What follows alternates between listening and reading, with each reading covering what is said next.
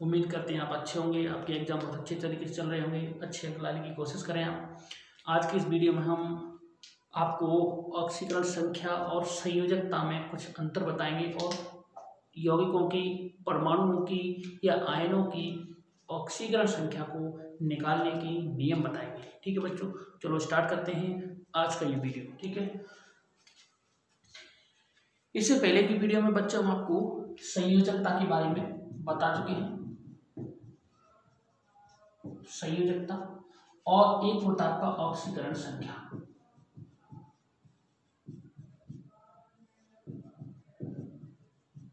ठीक है बच्चों, देखो संयोजकता एक आपका शुद्ध संख्या है।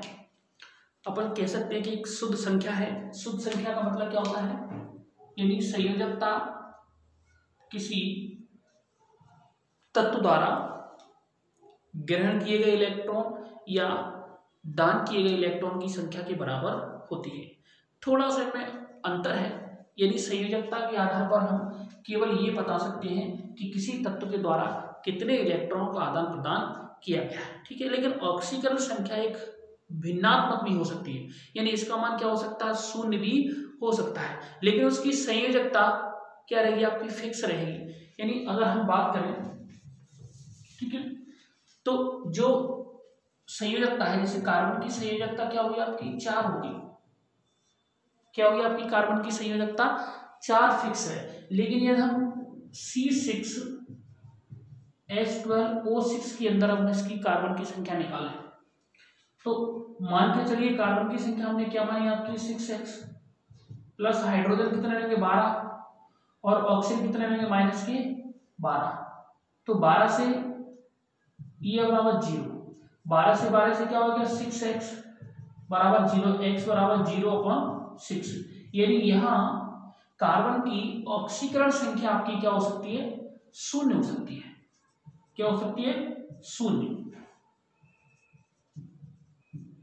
लेकिन संयोजकता क्या रहेगी कार्बन की आपकी, क्या रहेगी, फिक्स 4 की 4 ही रहेगी। ठीक है, तो अच्छी तरीके से इस कॉन्सेप्ट को समझने की कोशिश करिए कि संयोजकता किसी भी तत्व द्वारा, किसी भी परमाणु द्वारा लिए गए इलेक्ट्रॉन या दान किए गए इलेक्ट्रॉनों की संख्या के बराबर होती है। यह एक पूर्ण और शुद्ध संख्या होती है, यानी इसकी वैल्यू 0 नहीं आती है। लेकिन ऑक्सीकरण संख्या का मान क्या हो सकता है, 0 हो सकता है, लेकिन उसकी संयोजकता हमेशा क्या रहेगी, 4 की 4 ही रहेगी। जैसे हमने यहाँ C6H12 की बात करी तो इसके अंदर कार्बन की ऑक्सीकरण संख्या तो 0 है, लेकिन इसकी संयोजकता क्या रहेगी आपकी 4 की 4 ही रहेगी। ठीक है, ऑक्सीकरण अवस्था एक इंपॉर्टेंट आपका टॉपिक्स है और हमने इससे पहले ऑक्सीकरण संख्या के आधार पर आपको ऑक्सीकरण अपचयन क्रियाओं को बताया, ऑक्सीकारक अपचयन करने की पहचान करना भी बताया। ठीक है, ऑक्सीकारक और अपचयन की पहचान अपन करने के लिए देखो एक बार एक एग्जांपल आपके सामने लेते हैं। 3MnO2 plus 4Al। ठीक है, यहाँ लिखेंगे 3Mn2Al2O3। हमने एग्जांपल आपके सामने लिख दिया। ठीक है, यहाँ एक बार इसको इधर लिखते हैं, सामने लिखते हैं आपके, देखो 3Mn प्लस 4Al।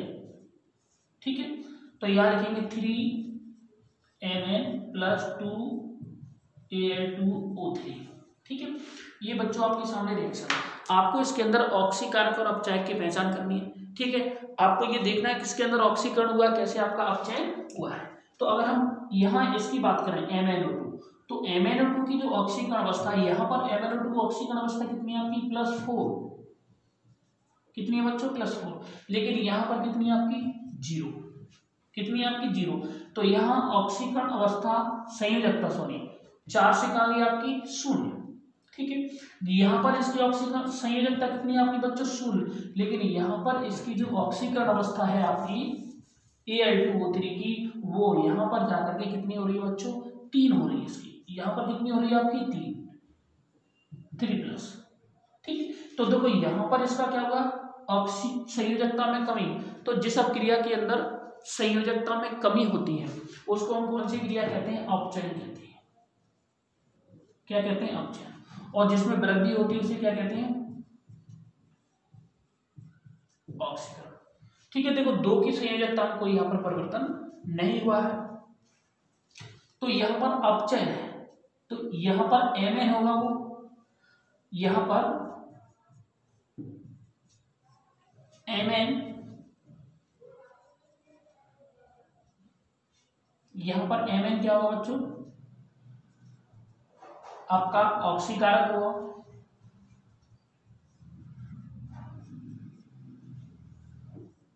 ठीक है, और Al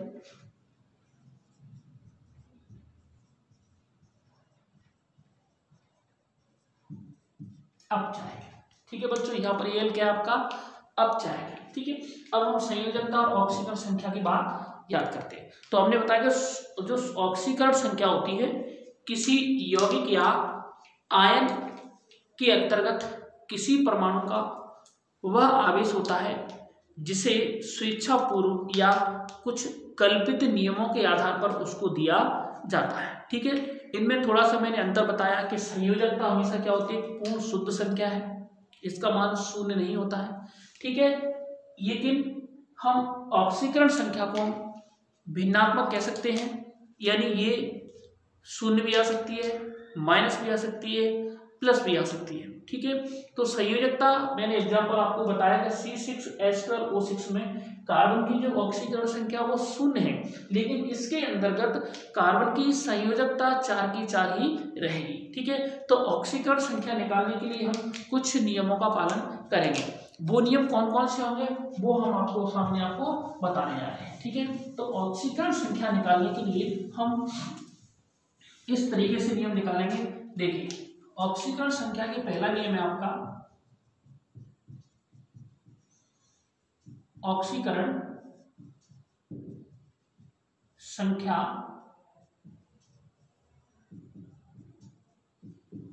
निकालने के कुछ नियम। ठीक, देखो पहले नियम तो आपका ये कहता है कि किसी भी तत्व की परमाणु अवस्था में उसकी ऑक्सीकरण अवस्था या उसकी संयोजकता क्या मानी जाती है, शून्य मानी जाती है, क्योंकि परमाणु अवस्था में उस परमाणु के द्वारा किसी भी प्रकार के इलेक्ट्रॉन का आदान प्रदान नहीं किया जाता है, तो उस स्थिति में उसकी संयोजकता क्या मानी जाती है, शून्य मानी जाती है। ऐसा अधिकतर सहसंयोजी यौगिकों में परमाणुओं के अंदर पाया जाता है। एग्जाम्पल के लिए अगर हम बात करें Cl और Cl, यानी यहाँ पर हमने Cl2 एक अणु लिया क्लोरीन का, क्योंकि प्रत्येक क्लोरीन की बाहरी कक्षा में 7 इलेक्ट्रॉन होते हैं इस तरीके से। तो ये वाला जो परमाणु जब इससे अलग होगा, जब ये इससे अलग होगा, तो इसकी बाहरी कक्षा में भी 7 इलेक्ट्रॉन होंगे और इसकी बाहरी कक्षा में भी क्या होंगे बच्चों, 7 इलेक्ट्रॉन। अर्थात इन्होंने इलेक्ट्रॉन का साझा नहीं किया है, तो इस अवस्था में इनकी संयोजकता क्या होगी बच्चों, शून्य है। ठीक है, तो पहली बात याद रखना है कि किसी भी तत्व की परमाणु अवस्था में या मूल अवस्था में उसकी संयोजकता हमेशा क्या रहती है, शून्य। देखिए एग्जाम्पल हम रहेंगे आपका Cl लिया, ठीक है, P4 लिया, एसिड लिया, है ना, ये इनकी मूल अवस्थाओं में है। Br2 लिया, इन अवस्थाओं में इसकी ऑक्सीकरण संख्या क्या मानी जाएगी, आपकी शून्य मानी जाएगी, क्योंकि इसमें सारे के जो इलेक्ट्रॉन युग्म होते हैं वो दोनों परमाणुओं के संयोजी कक्ष में गिने जाते हैं। उदाहरण के लिए हमने क्या बताया, यहाँ पर क्लोरीन को बताया। यहाँ पर क्लोरीन जब आपस में जुड़ते हैं तो अपने अपने इलेक्ट्रॉन को ले लेते हैं। जब ले लेंगे तो दोनों के इलेक्ट्रॉन संयोजी कक्ष में क्या होंगे, आपके बराबर बराबर होंगे, 7 होंगे। ठीक है, तो यहाँ पर ऑक्सीकरण संख्या बच्चों क्या मानी जाएगी, आपकी शून्य मानी जाएगी। ठीक है, दूसरा पॉइंट ये होगा बच्चों, जब कोई तत्व आयनिक हुआ, जब कोई परमाणु वो अणु आयनिक होगा, ठीक है, तो उसमें हम Na जैसे एग्जांपल के लिए क्या लेंगे, Cl, तो ये क्लोरीन इसके इलेक्ट्रॉनों को अपनी तरफ ले लेगा, तो यहाँ क्लोरीन की संयोजी कक्ष में 8 इलेक्ट्रॉन हो जाएंगे और इसके संयोजी कक्ष में कितने हो जाएंगे, 2 8 1 11 होता है, इसका होता है 2 8 7। जब इसने एक इलेक्ट्रॉन ले लिया तो क्या होगा आपका 2 8 और 8, और इसका भी क्या होगा 2 8 और 8, क्योंकि इसने अपना एक इलेक्ट्रॉन क्या दिया, डोनेट किया, और इसने एक इलेक्ट्रॉन लिया। तो इस पर क्या आ गया पॉजिटिव चार्ज और इस पर क्या आ गया आपका नेगेटिव चार्ज। तो यहाँ पर इसकी Na की जो संयोजकता होगी वो +1 होगी और Cl की जो संयोजकता होगी वो क्या होगी आपकी बच्चों -1 होगी। तो आयनिक यौगिकों में ऐसा देखा जाएगा कि साझे के इलेक्ट्रॉन को जो परमाणु ग्रहण कर लेगा, अपनी तरफ आकर्षित कर लेगा, उसके ऊपर उतने ही ऋण आवेश आ जाएंगे और देने वाले के ऊपर उतने ही क्या जाएंगे आपके धन आवेश आ जाएंगे और उसकी संयोजकता को निर्धारित किया जा सकता है। ठीक है, एग्जाम्पल के लिए H2O, ठीक है, तो वो ऑक्सीजन की बाहरी कक्षा में कितने इलेक्ट्रॉन होते हैं बच्चों 6 संयोजी कक्षा में, इस तरीके से ये हाइड्रोजन और इस तरीके से ये इनके इलेक्ट्रॉनों को लेकर के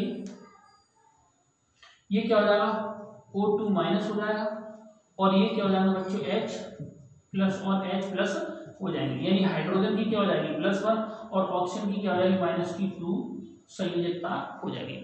यदि इन संयोजकताओं को आप अच्छी तरीके से याद रखोगे तो आसानी से आप किसी भी यौगिक या किसी भी अणु की ऑक्सीकरण संख्या आसानी से निकाल सकते हैं। ठीक है, तो पहला पॉइंट आपका यह है कि किसी भी तत्व की परमाणु अवस्था में उसकी मूल अवस्था में उसकी संयोजकता क्या होती है 0 होती है।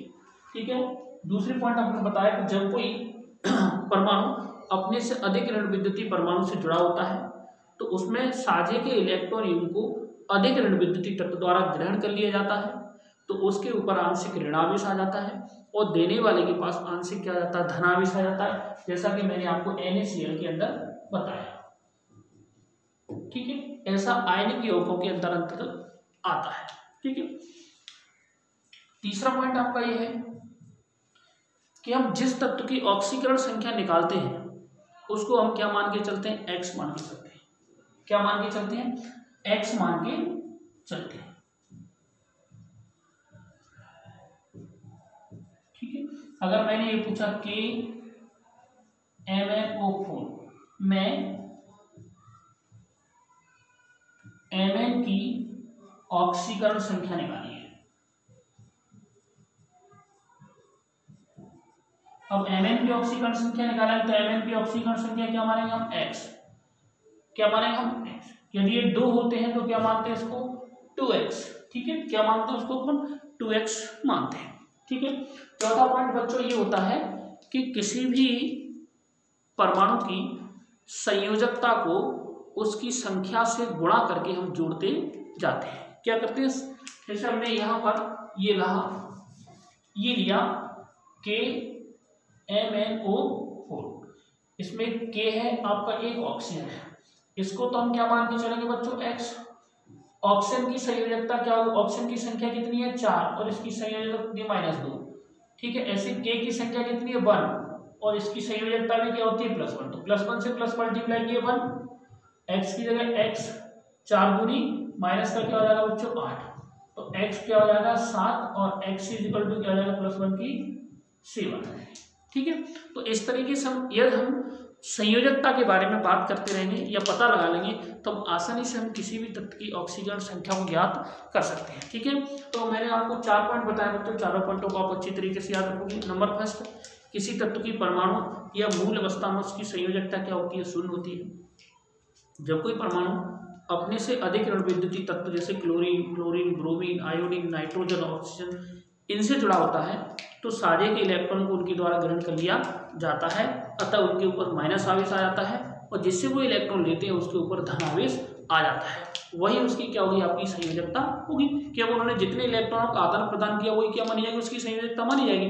उस संयोजकता को उसकी संख्या से क्या करेंगे गुणा करेंगे और उनको जोड़ते जाएंगे, जो संख्या आएगी वो क्या कहलाएगी ऑक्सीकरण संख्या कहलाएगी। ठीक है, चलो एग्जाम्पल के लिए हम बात करते हैं उससे कैसे निकालेंगे आप इसको। ठीक है, ऑक्सीकरण संख्या निकालने के लिए हम आपको कुछ सूत्रों को याद रखना है, आराम से ऑक्सीकरण संख्या को आप निकाल सकते हैं। ठीक है, जैसे आप देखिए H plus Na plus K plus Mg2 plus Ca2 plus, ठीक है बच्चों, Bu2 प्लस। ठीक है, इसके बाद Al3+, ठीक है, ये हो गया आपका, ठीक। इसके बाद SN4+, SN क्या होता है बच्चों, 2+ भी होता है, ठीक है। Fe3+ भी होता है, ठीक है, Fe3+ हो गया, इस 3+ को 3+ के नीचे लिख दो।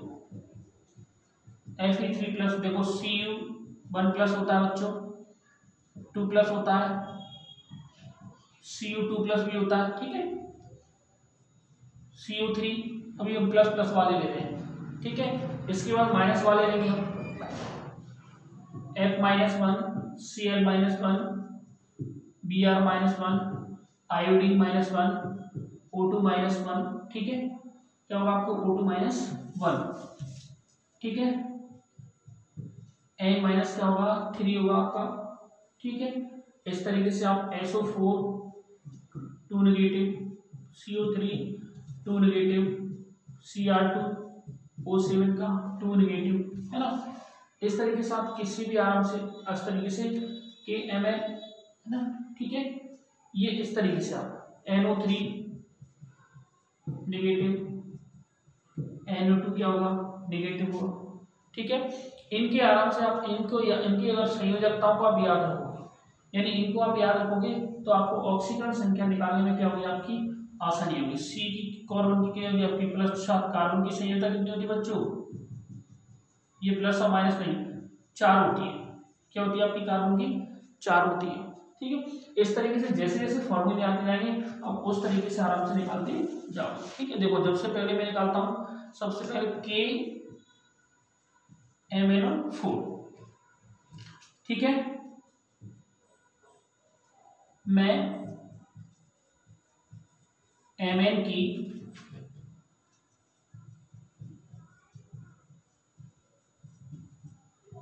ऑक्सीकरण संख्या निकालिए, ठीक है बच्चों। मैंने बोला था कि जिसकी ऑक्सीकरण संख्या आपको ज्ञात करनी है उसको क्या मानेंगे, x। तो हमने हल किया, माना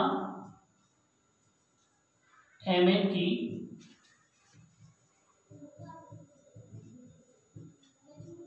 ऑक्सीकरण संख्या x है, ठीक है। तो हमने Mn को क्या मान लिया, x प्लस बाकी तत्वों की संयोजकताओं को उनकी संख्या से क्या करना बच्चों, गुणा करना है। तो ऑक्सीजन की संख्या कितनी है 4 और ऑक्सीजन की संयोजकता -2 होती है, प्लस K की संख्या 1, इसकी क्या होती है +1, तो 1 plus x - 8 equal to 0, x - 7 equal to 0, x equal to क्या है भैया प्लस की 7, ठीक है। इस तरीके से आप किसी भी आराम से कैलकुलेट कर सकते हैं, ठीक है। अगर हम दूसरे के निकालें, चलो K2 Cr2 O7, मैं Cr की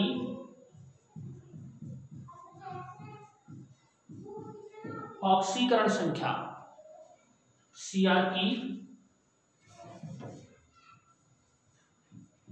ऑक्सीकरण संख्या,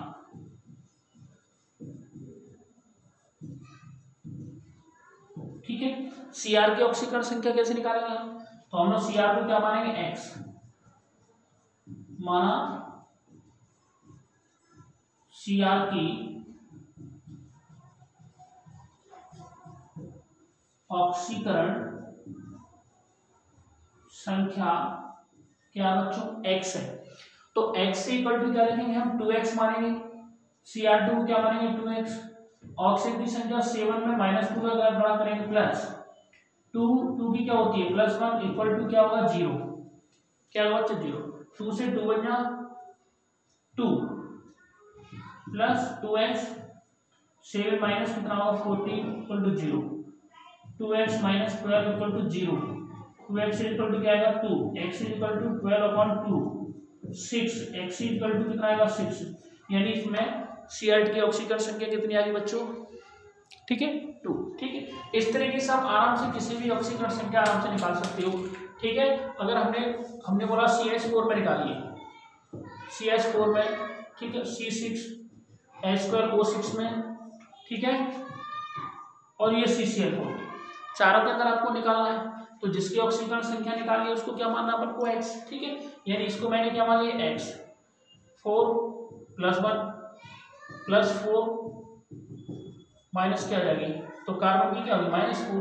अगर यहाँ देखें हम तो कार्बन को 6x मानो, हाइड्रोजन की 12 में +1 का मल्टीप्लाई करो, 6 में -2 का करो, 6x x, ये आपका 1 को 12 का क्या होगा, 12 माइनस का 12 से 12 माइनस कर दी, मानी घट दी आपकी 0, तो x = 0.6 बराबर क्या आ जाएगा 0, तो x बराबर क्या आ जाएगा मल्टीप्लाई की 0 आ जाएगी, है ना।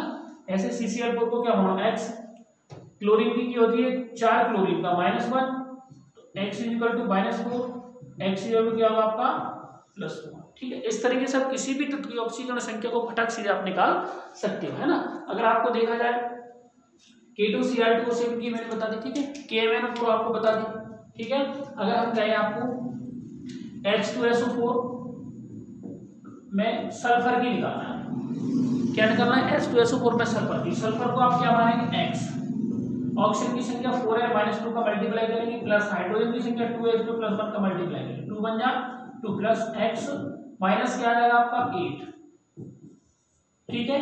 तो 2x क्या बनेगा इसमें, x माइनस का 6, x = प्लस आपका 6, यानी यहाँ क्या होगी, सल्फर की ऑक्सीकरण संख्या कितनी हो जाएगी बच्चों, 6 हो जाएगी, ठीक है। इस तरीके से आप किसी फटाक से अगर आपको उसकी संयोजकता के बारे में पता, आप आसानी से इसकी ऑक्सीकरण संख्या को आप निकाल सकते हो, ठीक है।